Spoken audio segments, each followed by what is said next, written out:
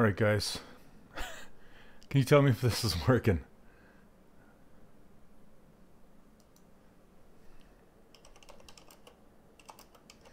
Should be working now.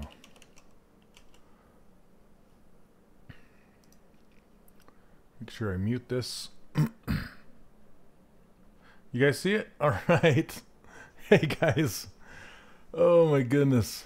Yay. Yay. Okay. How is the buffering? That's the thing. It's okay. So here's what went down. Hey guys. Thanks for joining me on this Sunday. Sorry I'm an hour late.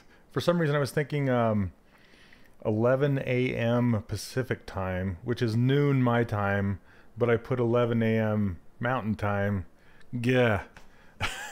Anyway, yeah, good times. All right, it's Sunday. So last week I got fiber installed. Well, I've had fiber, but I've only been paying for the 100 megs, and I decided to pop it up to fiber speeds, which is gigabit, which should be absurd. But when I went to push my stream preview, it said my stream status was bad. So I'm like, how can it be bad? It should be like screaming. Okay. Anyway, I apologize if the streaming is horrible. It should be good, but maybe it's YouTube. I don't know. I just want to run a test really fast. Speed test. And I've been putting Corinne's Cowboy together this morning. So let's see. Alright, I'm just sorry to waste you guys' time. I want to try this. Just really quick. I'm hearing my own voice.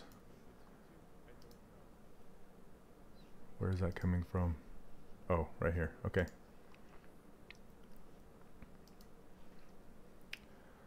Okay, seems fine. All right. Yes, there are a few things with this, Corinne, that I wanted to go over really quick before we get started. Sorry, I'm just checking this test. Yeah, I don't know. Okay, here's my speeds. They're ludicrous speeds. If you guys are familiar with Spaceballs, look at this. 600 down and 500 up. Why are we having stream problems, YouTube? It's your guys, not me. Okay.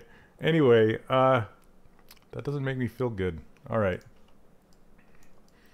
Okay, so this is Corinne's model, and she had asked me to talk about the hair on the guy, and how she was asking how this. Here, let me. Going live. Sorry, I'm just going to put this over on the community. Going live now.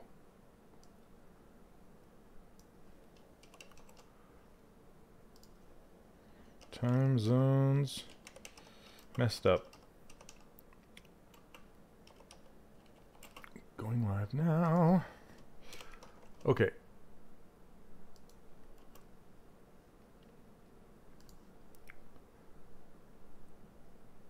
Boom. Okay. Just in case people are wondering what the crap. Okay.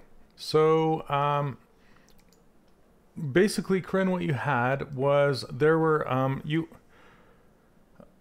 it's a, with new ZBrush users, it's a huge thing that people do.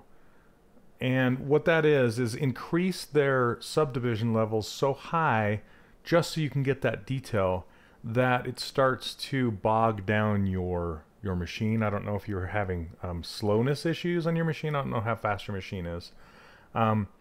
But that's one thing is when you try and get little details on here. So she's gone in and put these little stitches on everything, which is super cool. Super cool. But at the same time, you have to subdivide very high. So much slowness. Okay. So just so you know, and we didn't have any stitches per se on any of the Infinity characters, but just so you know, our highest poly count figure of anyone was Mater, because he had a bunch of decals and stuff like that on him.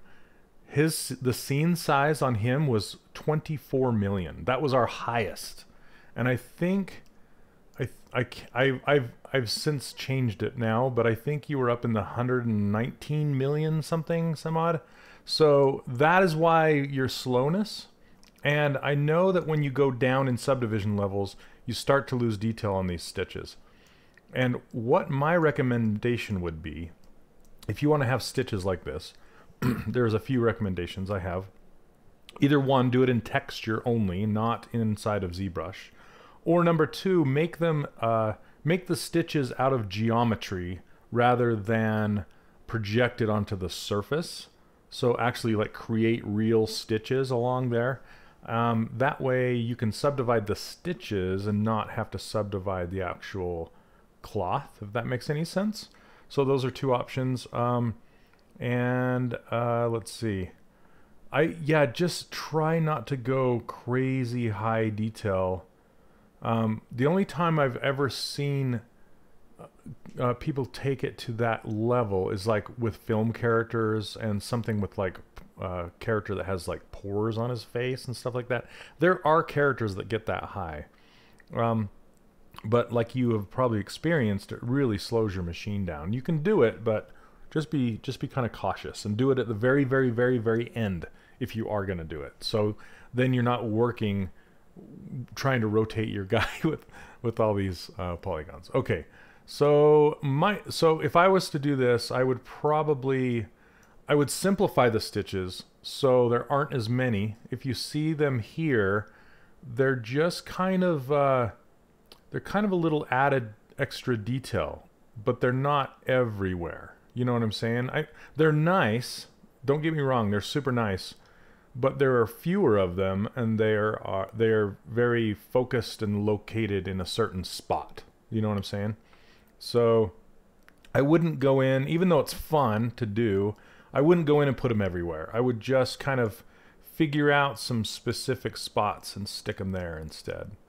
And I don't know if I'd put them around. It looks really nice around the hat, but I don't know if I'd go in and put them around there. And if you do, maybe make them bigger. Or like I said, make them out of geometry, stuff like that. Okay, and then another thing is, I think you had accidentally painted some materials here and there. So without turning M off, I think you, and I went over this in a couple videos ago with the students. I was just kind of, somebody was asking about materials, and I went over it and talked about it. So if you look in the video playback Q&As, I think 2 videos ago, I talk about materials. And it's super duper easy to accidentally paint materials and not know it, because there's no indication that you're doing it until you turn on flat materials. So if you select flat like this, as soon as you hit flat, then you can tell what things you have filled with a material and what things you haven't.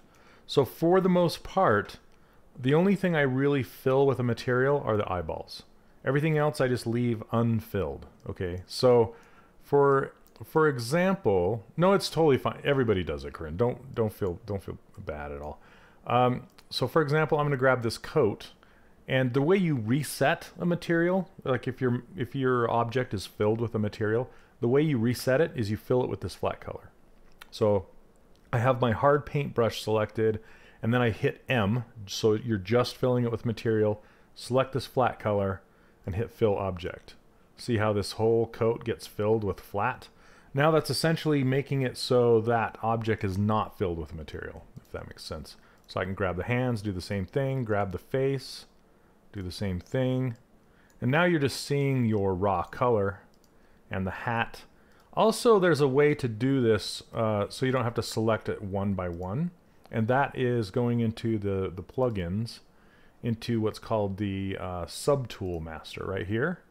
And you can hit fill, and you can hit material, and hit OK, and it will fill every single subtool with that material, every single one. So that's a fast way to do it. Yeah, it's incredibly easy to do. So I'm going to show you how to accidentally do it right now, just as a reminder. Let's say I select this coat, and I forget to turn RGB on, and I have my material on, right? So I'm going to go start painting on this coat with Skin Shade 4. I'm just going to paint on his sleeve right here. I can't see it. I can't see that I've done it. I don't know that I've accidentally done anything, you know, until I turn it over to flat color. And it didn't work, of course. Come on. Paint with the material.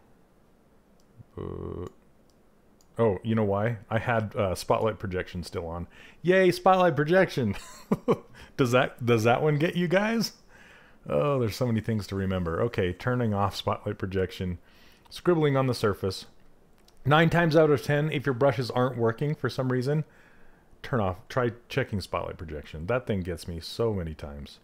Okay, now there it is. There it is. Okay, so see that? I just scribbled Skin Shade 4 on my surface, and I didn't know it, right? So if you ever, that's how you can check your character right at the end, or if something's just weird with your materials, you know, why is this not working? All you have to do is select flat shade over here and just kind of see. And like I said, the only things that should stick around are the eye textures. You should fill your eyes with eye material. Okay, so if you've accidentally filled this or scribbled on a material or something, I noticed you had it going on down in the boots and some other couple places. And the easiest way to fix it is just to, again, select your hard paintbrush, select material, and hit fill object. And that will get rid of the accident. So it's not a big deal to fix at all. Just if you're ever wondering, like, why is this doing this? That's why. Okay. So with the hair, let's pull open this ArtStation really quick. And this is what Corinne was talking about. She's like, how did this guy get the hair on this one? Okay. And I don't know specifically because this Alexander does not speak, or English is not his first language. So I was trying to read his description on what he did, and it sort of makes sense. So I just kind of looked at what he had done and evaluated it, and I would tell you how I would do it, because the way he explains how he did it, it seems like it's a little more involved than I would have taken it, I guess. So what he says is it was just a simple sculpt basic form. So I'm assuming that he just sculpted out like the large shapes, all the large shapes, in just a big, you know, even insert multi-mesh with spheres, something like that. Okay, here, let me make sure I can see your guys' comments. Okay, okay. Then he said he created a curve brush with a form that he liked, and then he put in the details that way. So essentially, that is how I teach you guys how to do it in the course, which is great. You know, you start with your basic forms, and then you take a curved brush, and like Corinne, it looks like you used one of those hair brushes, like Dylan's, or the new one that I found, the Funky Bunnies one. If you guys have been using that one, it's super great. Anyway, he said then he bakes the normal maps and the other maps, and one of the maps was a color map. Okay. And he uses 2 colors, black for the base, and I think this is supposed to be white for the fibers that he created with the curve brush. So it sounds like he filled the actual rough out, like the block out, with a darker brown or black or something, and then the new fibers that he put on top, he made them white, so that would give a black and white kind of a height map, so to speak. Okay, and yeah, he said, and he used it as an opacity. Then he made a copy of the low-res mesh of the hair and inflated it just a bit. That just means so it would capture in the envelope.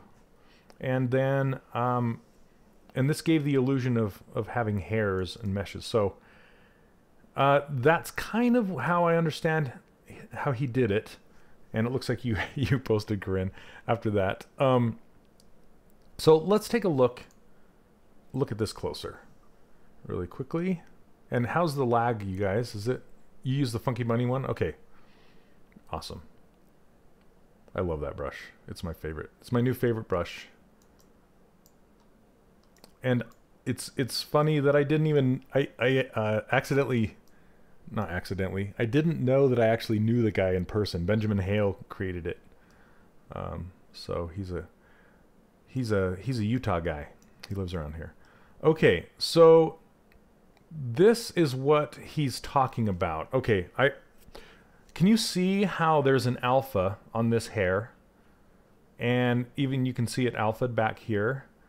Yeah, that's okay. Now I understand. So he did exactly how I explained it. And so he made the fibers on one brush and then the base on another, just like we explained. And then he made an alpha map out of those fibers. So it's a black and white mesh. So black is, clear and white is opaque. So I guess I should say transparent. Black is transparent. And that's kind of how it cut this out. And it's kind of a cool effect. But that being said, if you look at his low-res mesh, so let's take a look at this. Okay, because I was looking at this earlier. And it's actually okay. I was going to say it's kind of a no-no to do this, but it's not bad. It's similar to hair cards in a way, where the beard is not. Let me see if I can go full screen. There we go. That's huge. Okay, so the beard is not stitched into the head because the beard has alpha on the edges. Typically with game characters, you would stitch the hair into the head, and it depends on the engine, and it depends on how much the thing was Z fighting. So what Z fighting is, or Z, I can't remember what they called, Z buffering, I think, and it's a programming term for what draws first. So like you're looking at me in this camera, right? And there are planes, and there are like what is going to draw first, what's going to draw second. If you're having two overlaying patches of mesh, like this, right? One is overlaying the other, and they're both kind of long patches or long polygons, and one draws first before the other. Sometimes if they're colliding like that and it draws right through, then you're going to see parts of the mesh missing because the other parts are drawing first, if that makes sense. So typically you don't want to do that. You want to stitch them together so they all draw at the same time. That's what Z buffering means. Then there's Z fighting, which is different, and that is two polygons kind of very, very close together, kind of overlapping each other. Then you'll get it, they'll fight. That's why it's called Z fighting, because if you ever seen it in the game where there's kind of this this dance of two polygons being drawn together, it's like blah, blah, blah, blah, blah, blah. That comes from the two polygons occupying the same space, and that's Z fighting. And sometimes you can get that happening when you overlay meshes like this, how this beard is overlaying the face right now. So especially you can see how there's two sets of meshes down in this beard. So inside of Marmoset, it's fine, it's doing okay, and that's actually how hair cards work.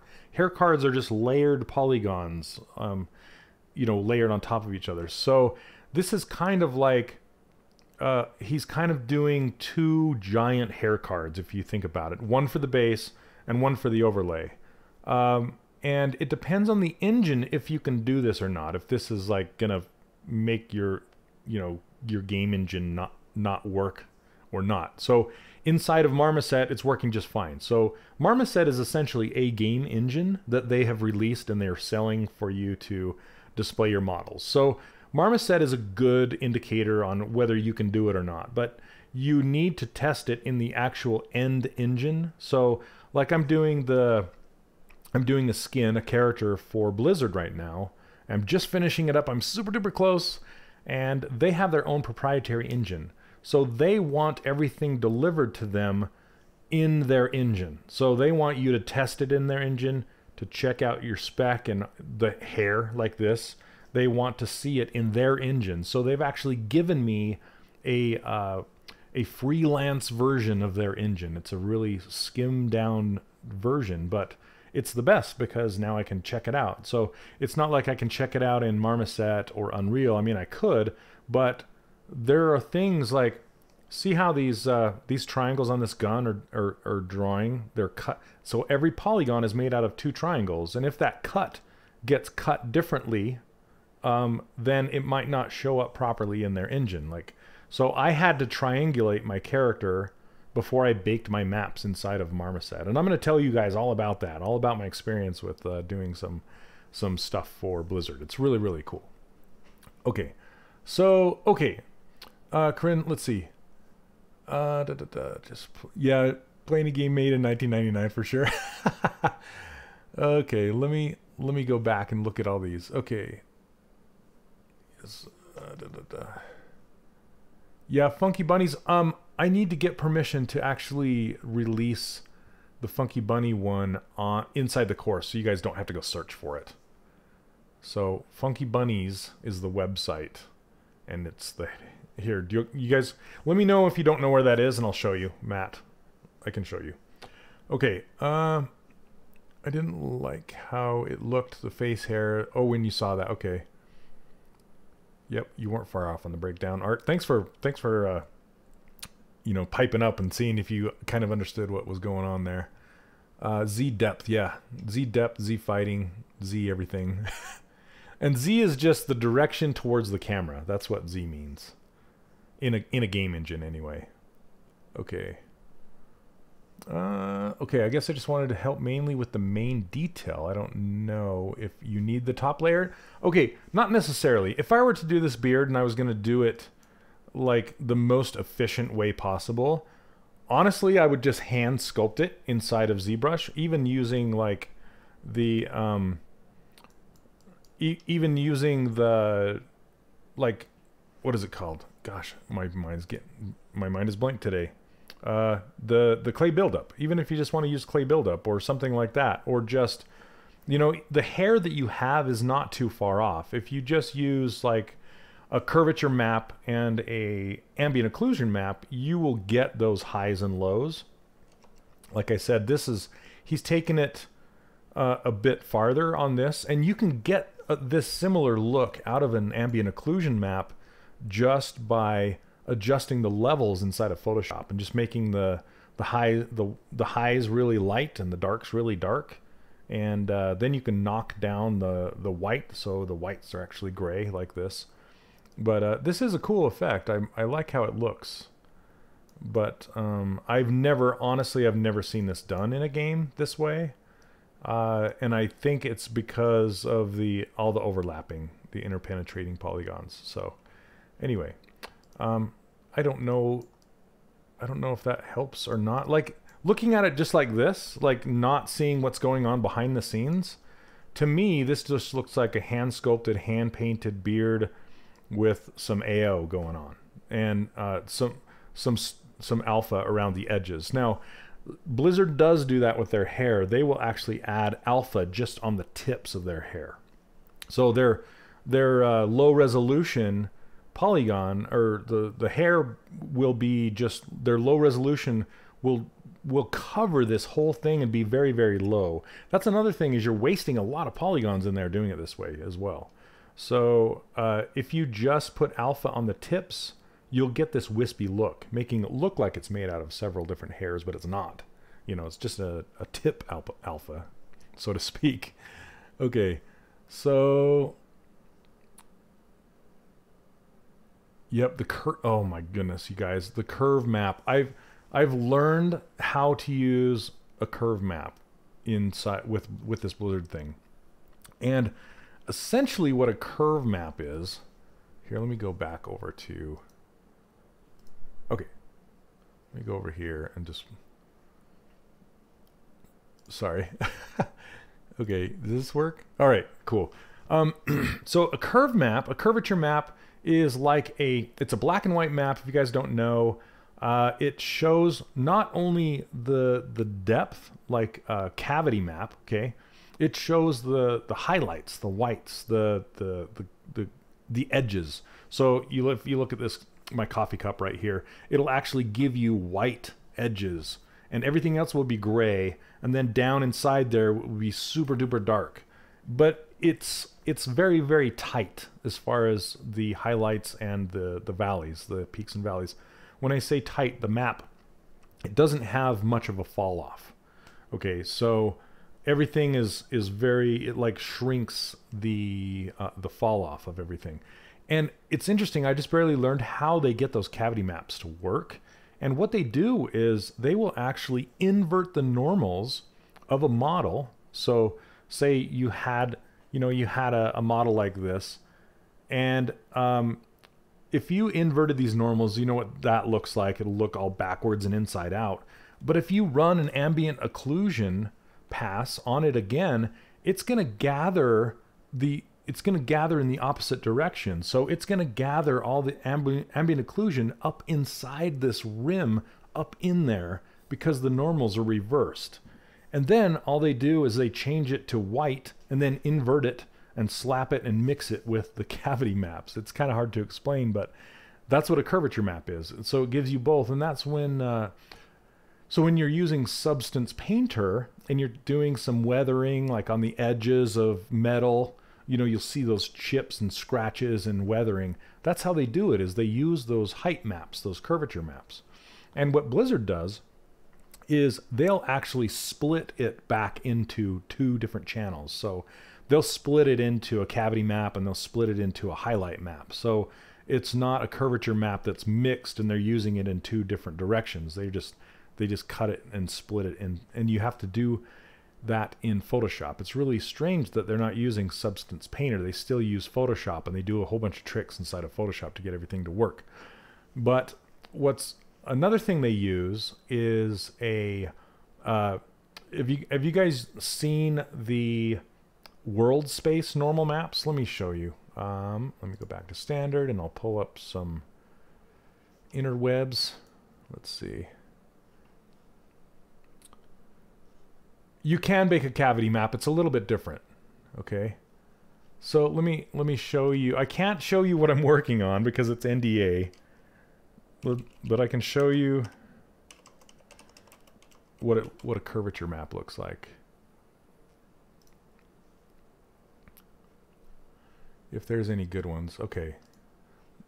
Okay, here's kind of an example of one. Let's pull this down. So this, okay, here's an example. See this guy right here? It's kind of hard to see. There we go. So it's white on the edges and dark down inside. So that's kind of how a curvature map works.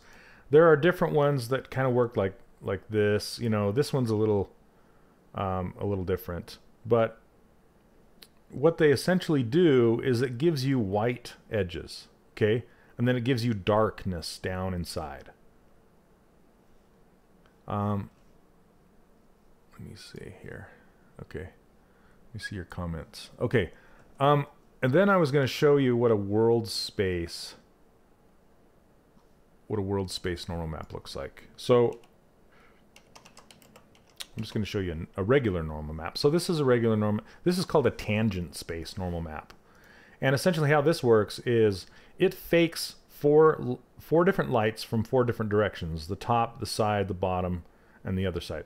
So this is the normal map that's typically used in game engines to create surface details like this. So Corinne, for example, you would do your stitches, and you would in the end your stitches would be normal mapped. You wouldn't model those out for your high resolution or your low resolution character. You would actually transfer the details from high to low. Okay, now a world space is different. World space looks like this. Okay, it adds more rainbow colors to it, so to speak. But it's weird because the only way, or the way that Blizzard uses it, is they actually use the green channel from the world space normal map. So in Photoshop, you go to channels, you go to the green channel, and what it is, it's a top-down gradient. It will give you from white, which is, it's almost as if there's a light above your character shining down on your character.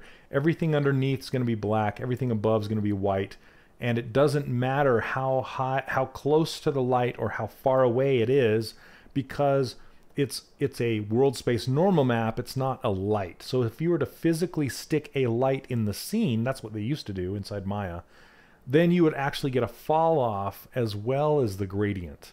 And it's better to have the gradient, okay? And it's really, really cool because that is how they add all of their colors to everything. So they take a gradient adjustment layer and stick it over the top. I mean, I know this is getting in the weeds, but I just kind of want to give you a little preview of how they do things. They actually take that top-down black and white map from that green channel, and they stick a gradient adjustment on the top. So it becomes a value map for that color, and then you can pick one color on one side, say a light blue, and another color on the other side, say a dark blue.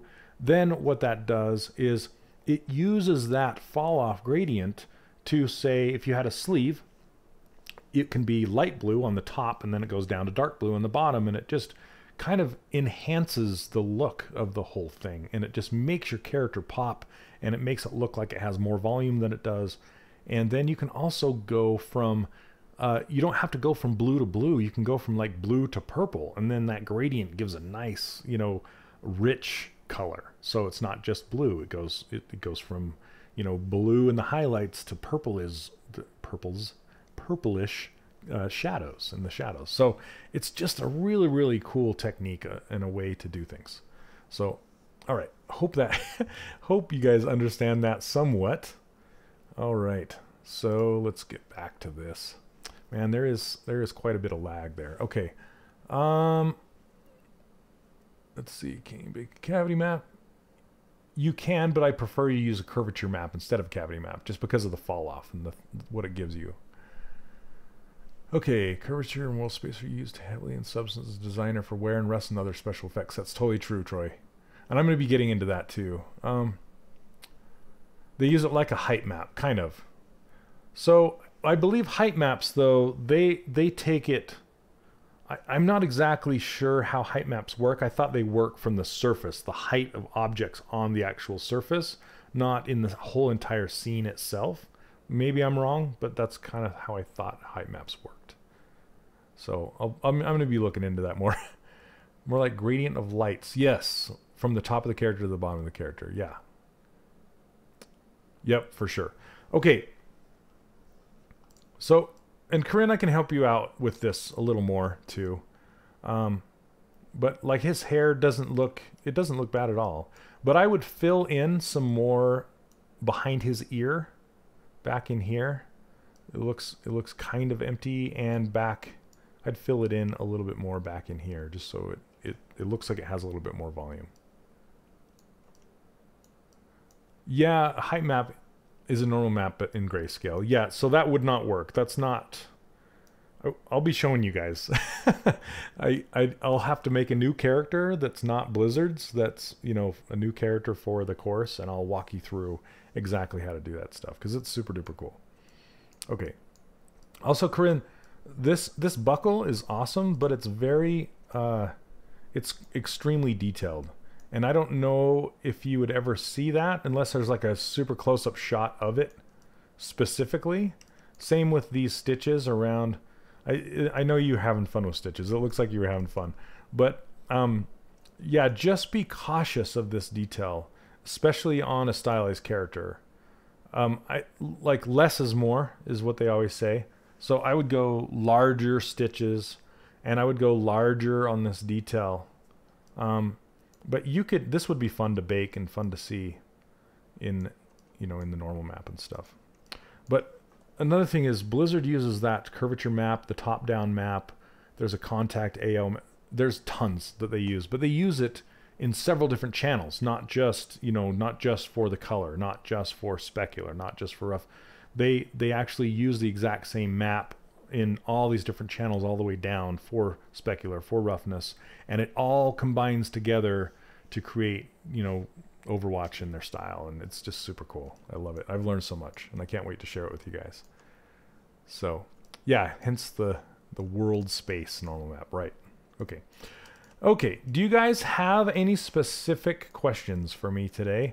And I know, Sean, you were having some troubles with 3D Coat. I just read that. I have not had that specific problem.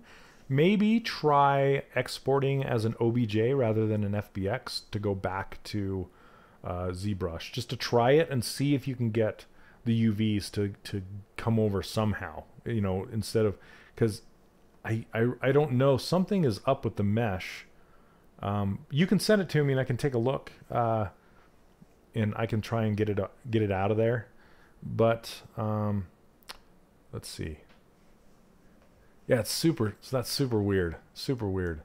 I've run into problems, you know, just like certain specific cases here and there, but never that in particular. So, but I can take a look if you want. But I would suggest just trying an OBJ right now.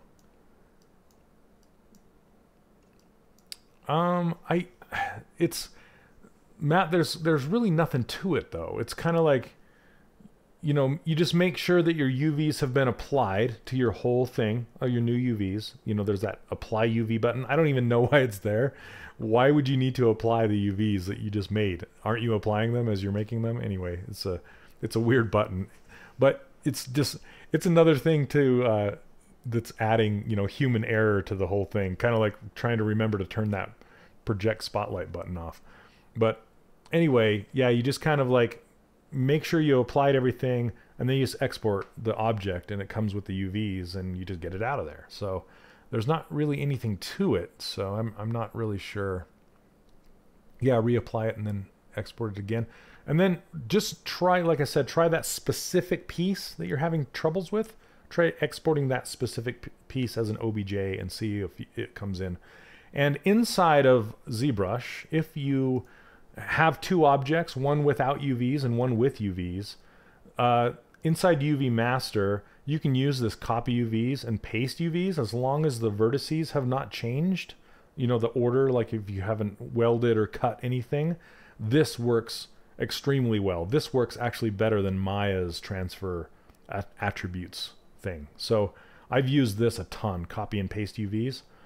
If you have subdivision levels, you can freeze them and paste the UVs on the bottommost subdivision level. So that will work. I've also like done the whole thing where you delete all your upper subdivision levels, put the new UVs on there, and then subdivide it and transfer the detail back on. So I've done that too, in case it doesn't work. So yeah, there's what makes it odd. All the objects in the one UV are working minus the one piece. Yeah, it's super bizarre. What's the best method to kill the stitching detail? Just smooth, yeah, just smooth it out. Honestly, just, yep, just kind of go in there. I also noticed that there are some, let's look at the coat specifically. Okay, let's solo this guy. So to get rid of all this detail, I would duplicate it. Also, Corinne, I'm going to give this back to you, but I've gone through and I've kind of chopped off the top few levels of every single subtool so it was more manageable when I was doing this stream. So I got it down to, it's now at 20 million, the entire character, and I can give this back to you, no problem. Okay, so what you can do is duplicate this, then just go down to the lowest subdivision level, so level 1. So you just have this, which is great. This is a really good coat. Then you can just delete the higher, and then you can do the crease. You already have really nice polygroups, so you can just go, let's see, under crease, bring this crease level down to like a 3, and then crease polygroups, and then subdivide it up again. There you go. And that will clean up your edges. And yeah, since you still have those groups and everything, I mean, there you go. It does kill your crease detail as well. And what you can do is you can like what am I trying to say? You can like specifically project details that you want and leave details you don't. So let's I unsoloed this. We're just looking at the coat, and I'm going to unhide the upper level. So what you can do is, say you just want some of these details and not the others. You can do one of two things. You can do a morph target, which will keep everything, and so here, let me show you. Morph target, and sometimes projection has a hard time when you have something that is double-sided, because you can project one side to the other and it'll crisscross and make some really weird things, especially when you have like wrinkles and things like that, where it's interpenetrating the envelope inside and out, so it can have some problems. But let's I'm gonna go down in subdivision levels, and you can project at any level, any subdivision level you can project. So like I'm at the lowest, I can project this because it's slightly off from the high. So see how it moved just a little bit, and then I can go up to the next level, project it again, and then go up to the next level, project it again, and it will slowly go up and up and up, keeping those details. Okay. With those stitches, I would probably just erase them. You don't have to go to all this trouble. I'm just kind of showing you if you had more detail that you wanted to get rid of, something like that. So yeah, start from scratch. Just start over. Just go completely over. Sometimes I do, to be honest. Sometimes it's easier to completely start over than it is to not. Okay. But you also notice that it does mess with your see all these patches. This is coming from the having poly paint at lower subdivision levels. So let me unsolo this and project again, and I'm just essentially projecting each one of these. This coat caused too many issues to start over. Oh, now it's getting too high, so it's taking a while to project. Anyway, that's one way to do it, and then you can just use the morph brush to morph away the details that you don't want. That's one way to do it. Okay, but honestly, you could probably just, let me try this. Go in with polish, and I'm gonna actually turn on RGB on this polish brush and make it this beige color. I'm gonna see if I can just polish these out. Yeah. And it'll take care of both the RGB and the bump itself. So, yep, you can do that if you want. Just keep, maybe that's too big of a brush. There you go. Now my OCD is like kicking in. I gotta do them all. All right. I hope that helps, but see, it is maybe you have asymmetrical details, so it's kind of cutting in too much over here. You might have to do it asymmetrically. You can also just kind of smooth it out like this instead of polish. See that? That's probably faster. Smooth it out, it just goes away. But then you can just come back in with the paintbrush, making sure you don't have just M selected. Make sure you have RGB, and then just come in there and paint the rest of those out. So, there you go. Yeah, the polish brush, but it affects the surface a lot. Smooth is going to contract, relax it and shrink it. So, you just kind of have to be careful with smooth. It might be quicker since you have such a dense mesh, where polish will affect the surface in a different way. It'll actually cut into the surface and maybe introduce some warbles and things like that. So, anyway, anybody else have any specific questions? Are you stuck on anything in particular? Yeah, I like these lines. I would maybe cut these lines in a little deeper, though. Make them, but I like them a lot. They look good. But yeah, I just don't think you need, that high of detail to get those cuts in there. Excuse me. And then yeah, the face is looking pretty good. I might cut in, let's see, cut in, I was looking at his jaw specifically. It's a super interesting detail on the face, but I would probably make his jaw look a little more based on realism, I guess, not curve up and inward. So I'm going to go down in subdivision levels so it's easier to move this stuff around, but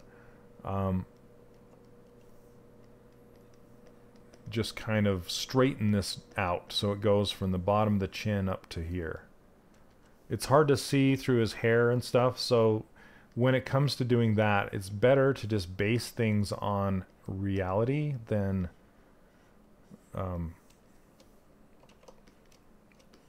trying to, you know, make it up on your own. Just kind of look at a jaw or how they're structured. Okay, and then I was thinking about pulling it out too, like in this direction, just so you get a larger difference between the two, between underneath his jaw and not.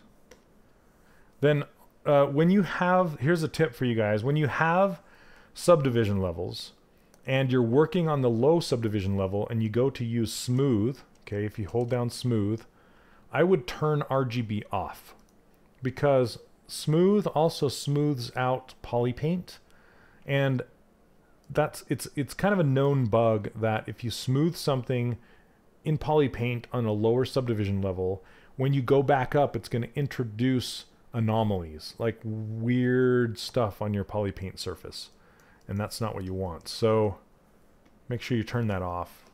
Turn the intensity way down even more, and then just kind of smooth that out. See, it's kind of looking a little more believable as far as his jaw is concerned. Why did I pick form? MV, is it? There we go.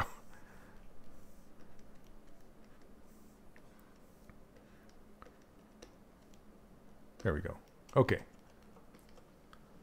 This brush should work for your stitches since it's a curve brush. Yes, it will make geometry. That's much better. Yeah, it doesn't accept links. Sean, you can put that in the, just back in the community if you want to just put a link for that underneath. That'd be cool. Generally turn off poly paint on the sub tool to make sure I can't touch the poly paint in that case. Yeah, for sure. That's another way to do it. Is there a way to export it to another 3D application like Maya before it has UVs? Okay, yes, but you have to do it with an OBJ. So you have to export it as an OBJ in order to keep the poly paint. Otherwise, it will get stripped off. So an FBX will strip off the color. Let's see. As far as going to Maya, I believe it does. Because I think you can bring in the FBX inside of 3D Coat to do the retop and the projection, but in Maya going back to ZBrush with FBX, I can't remember going in or going out, one of the trips, it will strip the color off. But essentially, poly paint is called vertex painting, and basically it's adding color to all the little tiny points on the surface. And OBJ supports vertex coloring, and I'm not sure if FBX does or not, but that's how I would do it. And then, Corinne, you might want to like soften some of these creases, and look at how a face is structured too, because there's a line that goes down in this direction too. So it doesn't. So if you look at someone who is really gaunt, that has their cheeks kind of sucked in, it goes kind of like that, if that makes sense. The cheek that gets sucked in, it's like that.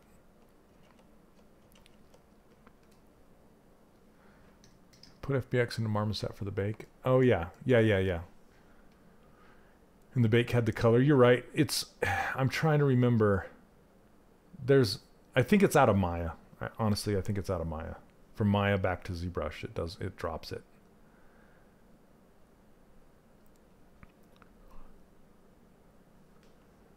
Yeah, this nose is fantastic. I love it.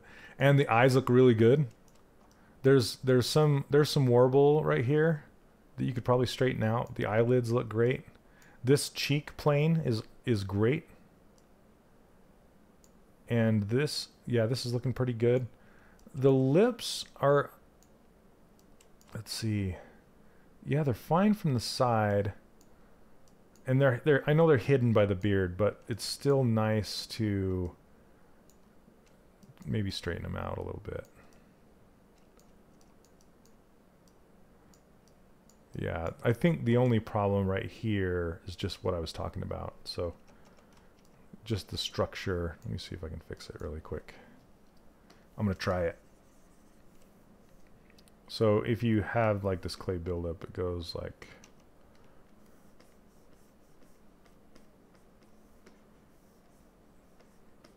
just kind of fill in this area. It's like a V right there. There we go. See from the front? And you can also cut it in right here to make that shape. See that? Kind of goes from there to there.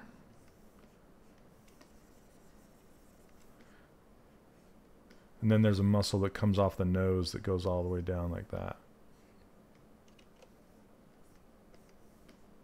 I don't know the name of the muscle, but it's there.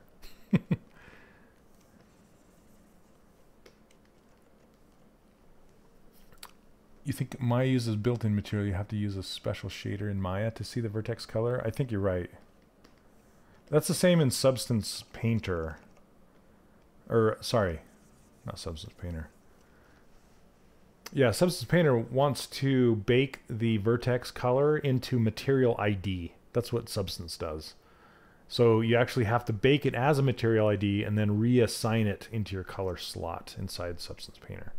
And with Marmoset, like I go over in the course, you actually have to turn on the vertex color inside of the material in order to be able to see it. So that's another thing. All the things you have to remember as a character artist. How do we get any sleep at night? Okay, does that help at all, Corinne? I hope so.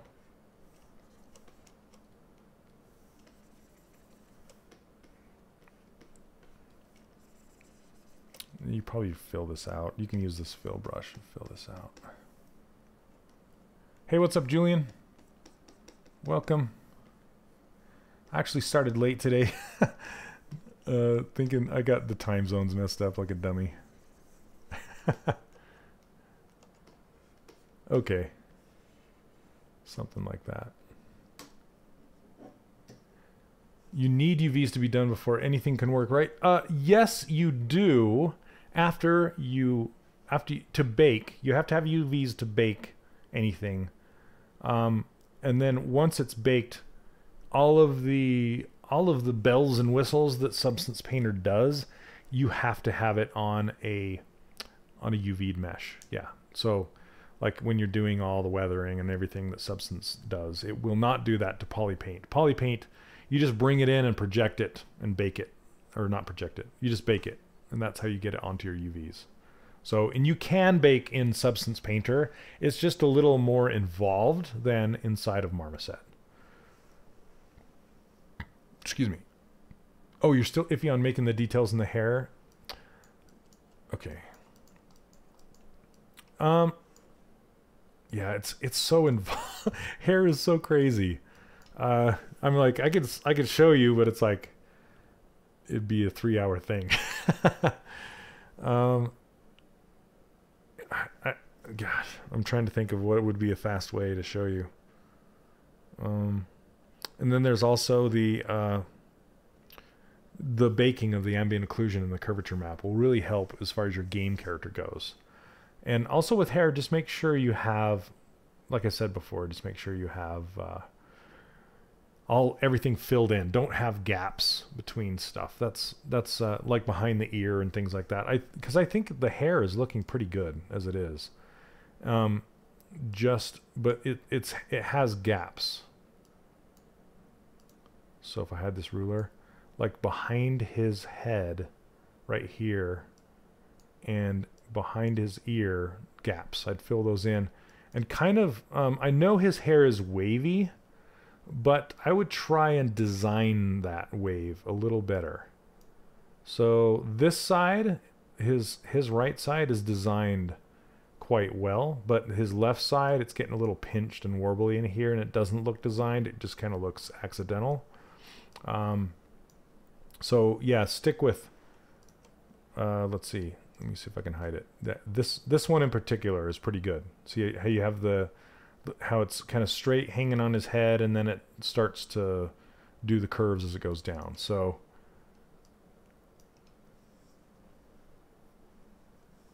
AO's long at 4K for sure. Used to use Designer. Oh, used to use Substance Designer. So Designer is for making the materials, as you know. You can also bake inside of Substance Designer too. But I think you're talking about Substance versus Marmoset and baking.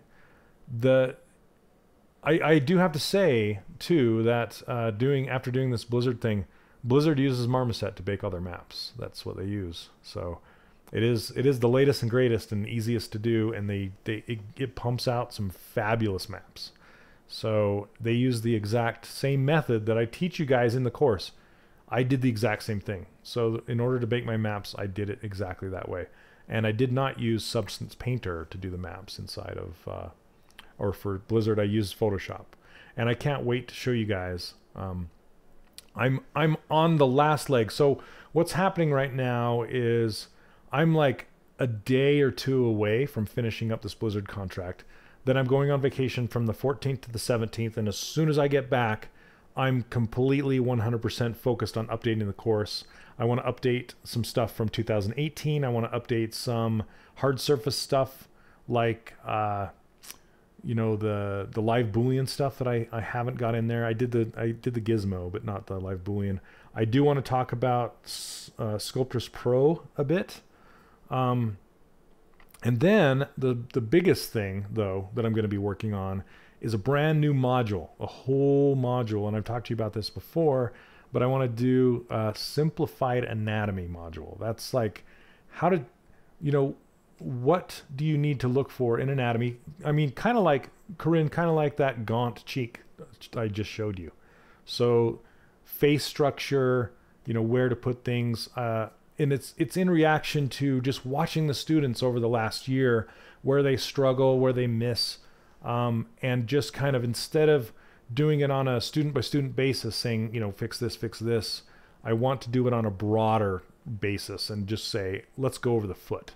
And these are all the things you need to look for on the foot. This is where the arch is. This is where the top of the foot is. This is how the toes are. And not only that, but what to look for as far as what to exaggerate and what to simplify, and you know, what goes into making it look appealing as far as like musculature and, you know, silhouette and things like that, and male versus female, and even possibly getting into some beasts, you know, animal features and how to do that, and that might be something else. But I'm getting together with Joshua Black, and he's going to help me do some really cool anatomy breakdowns because he's so good at it. So hopefully that's coming soon.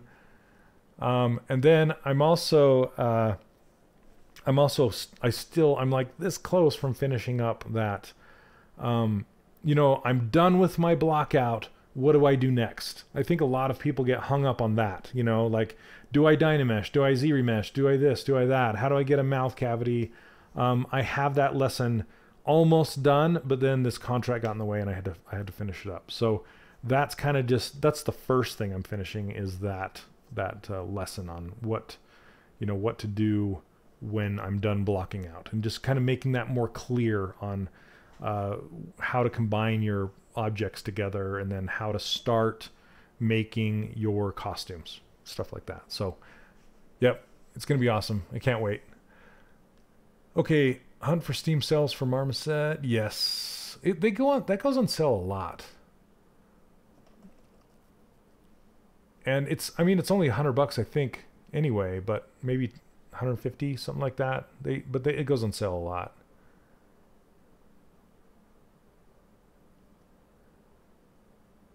You can take any of the maps baked in Painter and use a color ID map to recombine the map. Yeah, so Troy, it works. Honestly, what I did in Photoshop, you can just as easily do it inside of Substance Painter. In fact, they're working on a Substance Painter workflow, but there are a few specific things that they do that is keeping them from going there. That's why they still do everything in Photoshop. They started doing the Photoshop stuff way back before Substance was even out. So they've been working on trying to get the Substance into their pipeline. It's just not quite there yet, but it could be soon. Yep. And so, yeah, the Blizzard stuff is mostly texture work. So everything I've taught in the course so far is essentially what Blizzard does as far as the the retopology, the UVs, and all that kind of stuff. There is some stuff about the UVs, though, that I'm going to show you, and I'm going to kind of push 3D Coat. I'm not going to delete it, but I'm going to push 3D Coat's UVing and retopology into the background a little bit and bring Maya 2018 to the foreground, because it has finally become better than 3D Coat in most ways. So there are some things about 3D Coat that's still better, and I want to teach both ways, because honestly, it doesn't matter. It does not matter where you do your retopology. It just matters how you do it, as far as like the final product. It doesn't matter how you do your UVs, it doesn't matter where. It just matters how. So there's a company called Airborne Studios out of Germany that's doing a ton of stuff for Blizzard. They do all their UVs inside of 3D Studio Max, for example.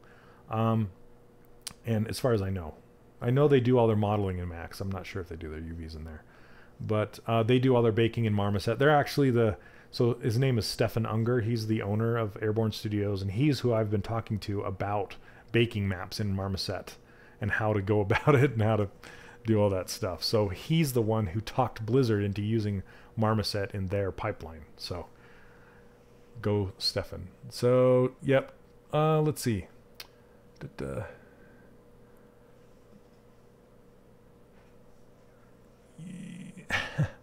2018 and 9. So they updated, and when I say Autodesk updated their UVs and their retopology inside of 2018. So anything before 2018, it's not going to have the tools that make it better. I've been doing I did all of the retopology and UVs inside of Maya 2018 rather than 3D Coat, because it's just better. Because the reason why it's better is because it has modeling tools in there. 3D Coat does not have modeling tools. It just has retopology tools. So you're just drawing all the polygons on the surface, which is fantastic, and it does a really, really good job at it. But you can't stop doing retopology and just switch over your brain to modeling and start cutting up faces and doing new things and adding new geometry and stuff like that. It's just it's not as easy. But the thing that 3D Coat still has over Maya is you can make more than one object well, in Maya it's called live. You can make more than one object live. Live just means the ability to be drawn on top of. So your retopology on top of. In 3D Coat, you can make your entire character something that you can draw your topology on top of. In Maya, you have to do it piece by piece, one at a time, or combine your models together to draw on the top of. And it doesn't handle the poly counts that 3D Coat can. 3D Coat can handle a whole bunch of, like, millions and millions of polys. Maya still has problems when you get into the millions of polys. So you just kind of have to weigh your options going back and forth. Also, another thing is I did all of my hard surface modeling inside of Maya for this particular contract, and I did all of my cloth work and stuff like that over in ZBrush. So it's kind of this mixed bag. Anyway, okay. You can do it with 2017. Yeah, it's so Troy. It's the it's that new, what's it called? Let me see if I can pop it open. I don't dare because my stuff is okay. So this thing right here, see this? Oh, get down here. This UV toolkit. This is in 2018. I don't know if 2017 has it. But this is what I use to do the UVs, and it is fantastic. It has the unfold and the stitching and all that stuff right here. And it does stacking and all sorts of stuff. It's really, really cool. So it's very similar to their modeler in a way with this this toolkit they've added. It's like their modeling toolkit. And then what was I going to say? Oh, the thing with retopology is now everything works across mirroring. So before, there's things that would still not mirror. And I believe in 2018 is the first iteration they've released that every single tool works across mirroring, as far as I know. So that was a big thing. So okay. Okay, the UV toolkit is in as update 3 of 2017. Okay. Always try to name the object inside Maya or even the file name. But Marmoset sees something else? Oh, that's weird. Because I had to name every single one of my objects inside of Maya to push over to Marmoset, and it worked pretty good for me. I don't know what you mean there. Yeah, it's good to know Maya or 3D Studio Max because you'll get asked in interviews which one you use. It's true. It's true.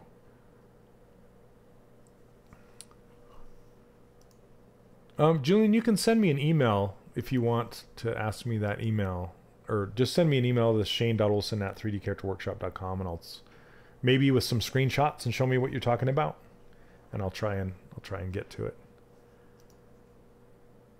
because I'm not quite sure what you're asking me. Okay, so does anybody else have any specific questions? Anything you're struggling with? While you guys are doing questions, if you're adding questions, Corinne, I wanted to say one more thing, and it's with these eyes, doing eyes this way. I typically don't do eyes this way unless I have them built in 2 pieces or more, because of the way the shine catches inside of the eye. And I thought I can't remember if I mentioned that or not inside the course. I thought I did, but this is more for like a film style eye, or if an eye has a cornea. So if you actually build out a cornea on top that's transparent, that will catch the highlight properly as it goes across the surface, you can do an eye like this, where the iris is actually pushed in like a cone, in a reverse cone. But if you're not going to have a cornea on the outside, then I wouldn't do the eye this way. So if you look at, let me see if I can.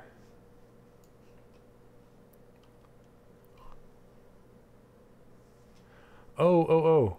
Are you talking about just you're having problems with naming? Just the naming, how it was going? Okay. Honestly, Corinne, there's not a, yeah, if you just build it and it's just there, you can do the transparency over in Marmoset. You know, just kind of build it out and have it floating there, even if it's like solid, and just hide it in your subtool list so you can't see it. Because the way ZBrush handles transparency is really, really weird. So if you just build it out and just kind of hide it, then you can deal with it over in Marmoset. So yeah, you can do it that way. Then what you do is either build out the entire eye again, and that's slightly offset from the eyeball, and then you assign a very flat material to the eyeball itself, and then assign a glossy material to the cornea, or you can just do the cornea section, just the part that covers the iris, and just assign a shiny material to that. It's kind of hard because sometimes you'll get double highlights. You'll get highlights on the eye inside, like the iris, just like you are now, and then you'll get highlights on the outside as well. So you need to be kind of careful as far as how you set up the textures if you're going to build an eye that way. Also, some people will just completely delete the pupil, so it's just gone. There's the hole there because that's kind of how an eyeball is. Or they make a cylinder that's a tube that goes way back in the eye to create that super dark, because that's like the only spot on a character that'll try and go 100% black is on the pupil. And it also depends on the character too, you know. So anyway, okay, yeah, Julian, let me tell you, let me show you really fast. I can show you because it is confusing. Okay, and I can just make something up. I'm going to type it up here. So let's say we're going to do, okay, let's say we're going to do this pistol. Okay, so let's say you have your entire pistol. Let me try and think about this. Say your entire pistol is one solid mesh, except for the trigger. The trigger? I'm just trying to make something up here. Okay, so what you'll do is you'll have, like, say, pistol. If I can spell, that would be great. Pistol underscore low. So that would be your low, okay? Let's move this down. And then down here you would have, you could name something pistol. And this, if you have something else that's part of the pistol, you don't do this. You don't go pistol low underscore trigger. Okay, that's not how you do it. You have to make it as part of the new name. So you'd go pistol trigger underscore low. Okay, so that's the new, those are two low resolution meshes that are not welded to each other. Okay, they're floating islands. Okay, so now say your pistol had a whole bunch of parts to it. Like the body, you'd go pistol, pistol high, because it's in that group. I need to spell correctly. Pistol high body. Okay? Sorry, it needs to be an underscore. Okay? So every single high resolution part has to be whatever the object is, high, and then whatever the sub object is. Okay? I know this is hard, but pistol high barrel. Say that's a different piece. And pistol underscore high underscore, let's say, I don't know, handle or something like that. Okay, so it doesn't matter what these are named. It just matters that they're in this order. Okay, it has to be, this is the group. You can think of it as a group. This is the resolution, and this is the name of the object. Okay, so now all of these things in pistol underscore high are going to get baked to pistol underscore low. And it's going to make a group inside Marmoset that is, that group is going to contain these three pieces and this single low piece, okay? You will never want more than one low inside of a baking folder, okay, if that makes sense? And then, so this pistol trigger low will just have one high, because it's just one piece. So pistol trigger underscore high. And you don't have to have an underscore something. You can just leave it at underscore high. But I always like to put underscore trigger, just to have it like this. Just so in case I do add anything else, it's going to put it in that thing. So does that make sense? Yeah, and you can bake. If you only have two files, then you just make both of your lows be low, and then both of your highs be. You got to make sure they're named properly as far as the low and the high, just like that. Does that make sense? It's once you get the naming convention down, it's like it's easy. And I had to go through. I think the character that I'm working on for Blizzard right now, I bet it has, I want to say 80 pieces or more. So, oh, you only have one high and one low? Then just make sure it's named like this then. Okay? So ignore this. Just name it like this. Name your high, whatever you're going to name it, underscore high, and then name your low, whatever you're going to name it, underscore low. And the reason you want to break it into pieces is because things will bake onto other things.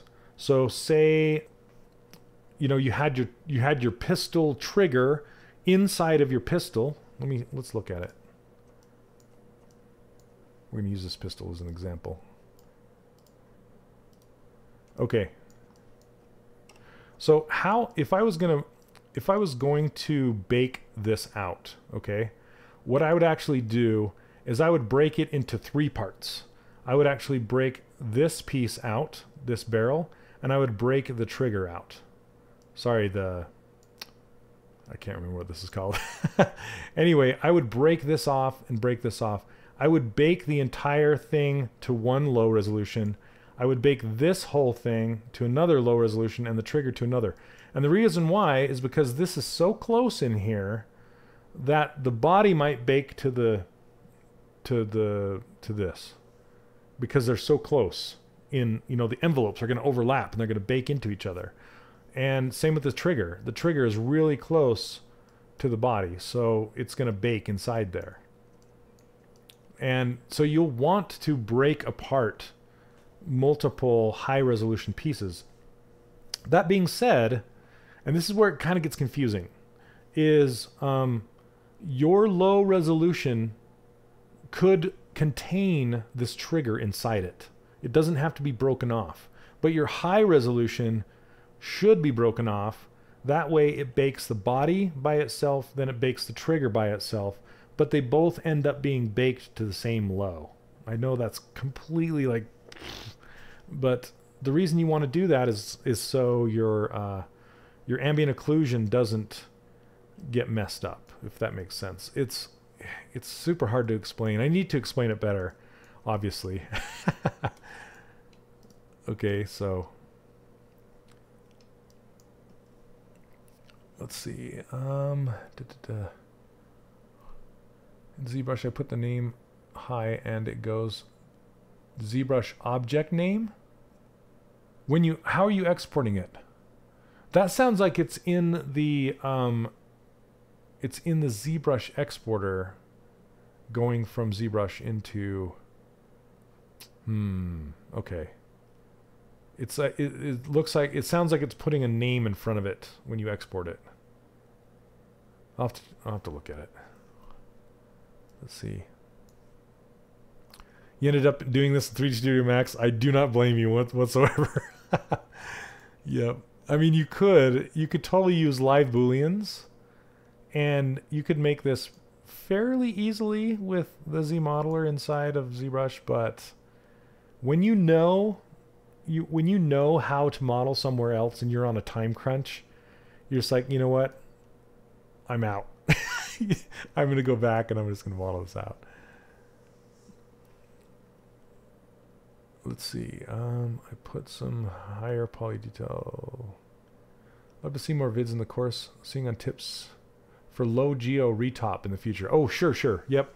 I plan on it. I know that's okay. So just so you guys know, the game module was the very last module I did, and I was in a rush to kind of get it out.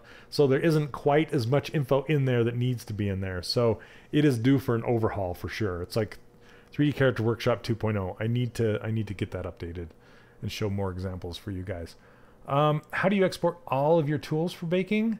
It's in the last module. It's where I talk about it, and it's you essentially, after everything is named inside of ZBrush or Maya, or it doesn't matter where you're at, wherever you set it up, then you just export the entire thing out as an FBX, and it will all come into Marmoset properly named, or at least it should. Sounds like Julian's having some trouble with it, but I walk you through how to do that in the course. Let's see, 3D exporter, FBX exporter. So it's right here. Right here, FBX import export. It's a Z plugin, And make sure this is on FBX 2014. A lot of people are getting hung up on that because the latest FBX exporter does not work. You have to go back in time to 2014 to get it to work. Then you just go all visible. I don't touch anything else. I just change this to FBX 2014. Then you just export that and it works. Well, it should. Anyway.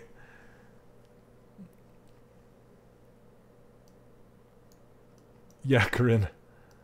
That's what I did with this Blizzard contract. I could not sit and mess with ZModeler. I had to model everything out in Maya.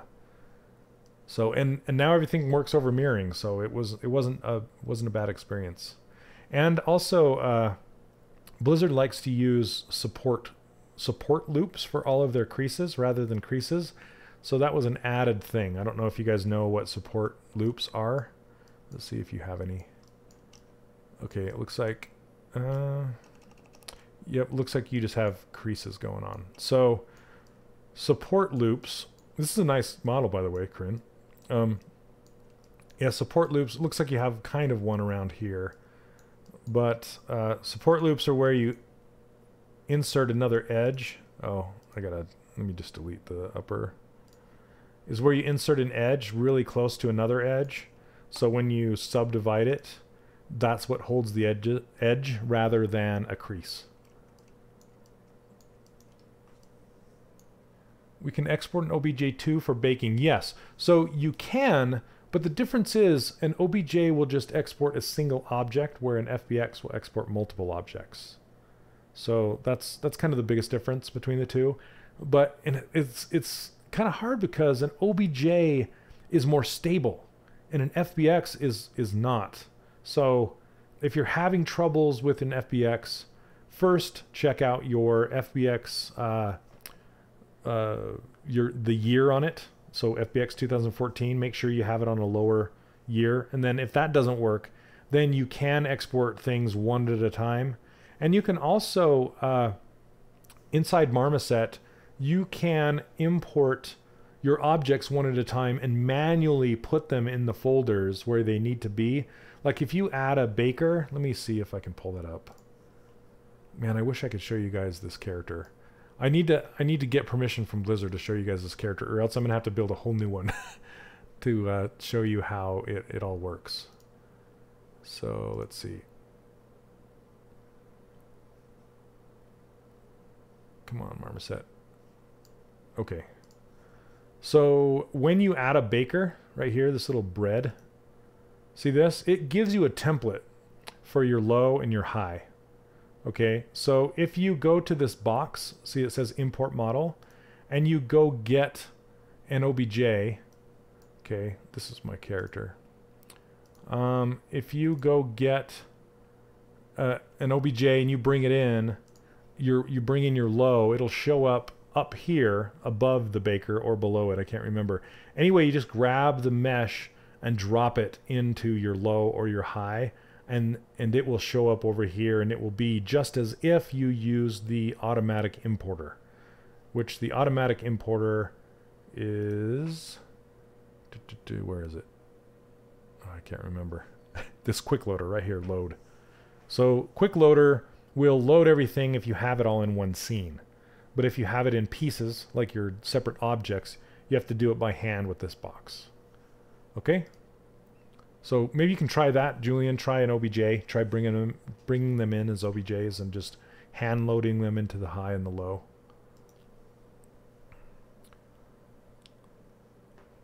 Okay. Yeah, Sean, how's that? How's the Discord going? I haven't been there as much as I'd like to be. So I hope you guys are there. Also, some news for you guys. And I hope Scott doesn't mind, but Scott Briscoe, awesome Scott, he is helping me update the student gallery.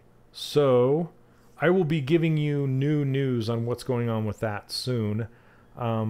And I'm probably going to do another request for submissions, because I know a lot of images have fallen through the cracks because we switched from, our Facebook group over to forums, over to, yeah, my quest for getting a really good community has kind of like let some things fall by the wayside, and I apologize for that. But I'm loving the community. I hope you guys are too. It's working out really good.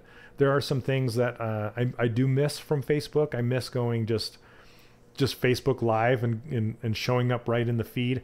In the future, I might do that anyway. We'll see. I might just keep Facebook around and do both, but that might be a management nightmare. Anyway, and then I the other thing I don't like about the community is I use this snipping tool all the time to comment on your guys' stuff. So this just comes with Windows, and I can go new. I can just snip something out like this, and then point to it like that, and then just say Control Copy and go into Facebook group and hit Control Paste, and there you go. And it's like boom, boom, boom. But within Google Community, I have to actually save this. I have to save, file, save as, go save it somewhere, then go get it, and then post it in the community that way. And it just slows me down in my, feedback stuff, my feedback loop. But that's minimal, complaints based on, what Facebook is and all the ads and all the political crap and, just a bunch of noise. And I love the big images and all that kind of stuff. So I hope you guys do too. So, let's see, Vinit, can I tell you about Dynamesh Master? What specifically would you like to know about Dynamesh Master? We're kind of reaching our time here. We're almost done. I've gone for almost an hour and a half now. So, and I'm also going to do this Q&A on a regularly scheduled time every week. As soon as I get back from vacation, I'm just gonna set it up so it's a regularly scheduled thing, so you guys can all check it out. So, hey, what's up, Cody? So it's kind of a 3D Character Workshop Discord, but it's hosted by Sean, not me. So he's kind of running it. Thank you, Sean. Yeah, I need to post that inside of the course itself. Like I said, it's going to be going through a whole overhaul soon, and that's part of it. I'm also going to take all the bonus stuff out and stick them in their own kind of course that everybody will get. So all the bonus stuff won't be mixed in with the course stuff. It'll be kind of a separate thing. That's another thing. I'm just kind of speaking out loud. I want to kind of talk to you guys about all the stuff I'm doing. So can't find the Discord link. Oh, so I can have Sean, if you can post the Discord link in the reply to either today's Q&A, or you can even post a whole new thread if you want, saying, hey, people who aren't in Discord, here's the link, if you want to do that. So, yeah, Discord's cool. It's just kind of a live, talking while you sculpt thing. It's pretty cool. It's made for gamers, like to talk to other gamers while you're gaming, while you're playing together. Or, yeah, it's just a way to communicate, just another way. It's pretty cool. All right, Corinne, thank you. Yep, hopefully that helps. Yeah, the biggest thing, I'll send you this model back with all the skimmed off stuff, or you can do it. I basically took the top 1 or 2 levels off of every subtool to bring it down to about 1 million each subtool that has high levels. So you can go through and do that if you want, or I can give you this one. Either way. You post a new thread, so refresh and it'll be there. Yep. Very cool. Thanks, Sean. So, yeah, and the biggest thing, you guys, with retopology, Sean, you were asking about retopology, is just making the squares as square as possible and as large as you can while still holding the detail. So that doesn't mean outline every single thing that you have on your character, and I'm going to give more examples of that, especially if I can show some of this Blizzard stuff. But you would be surprised at how low their resolution is, and they don't want you to see how low the resolution is. There's somebody who has leaked the triangulated versions of their models out there, and I can kind of explore those and show you guys.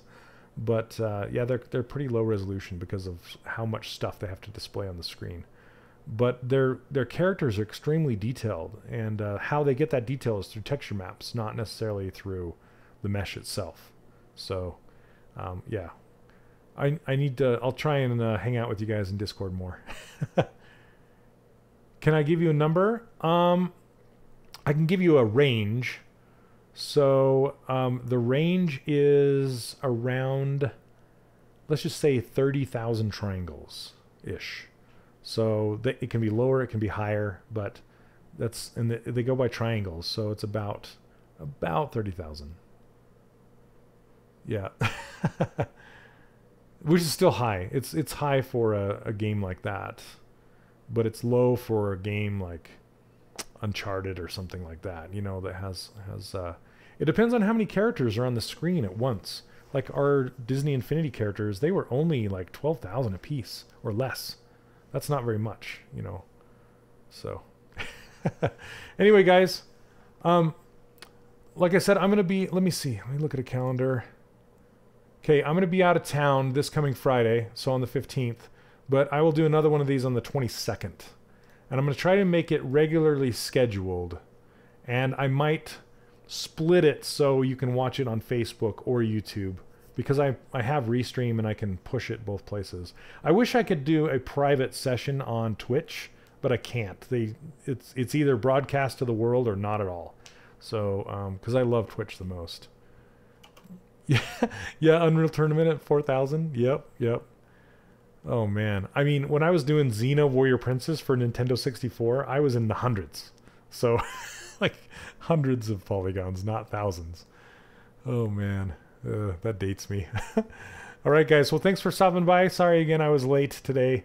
We'll get this thing under control and get it normalized and figured out. Is this a good time for you guys? You know, around lunchtime, not on Sundays, but I'm thinking, I don't know, maybe I could do Sundays. Or I was thinking about doing Fridays at 11. So I moved my stream time on Pixelogic's Twitch channel to 11 a.m. Pacific time, and it seems like I'm getting a lot more people able to watch live. So I kind of wanted to do that same thing with the QA session and move it more earlier during the day so more people could watch live, because I know I have a lot of students over in the UK, and I think this 11 a.m. swatch, it's 11 p.m.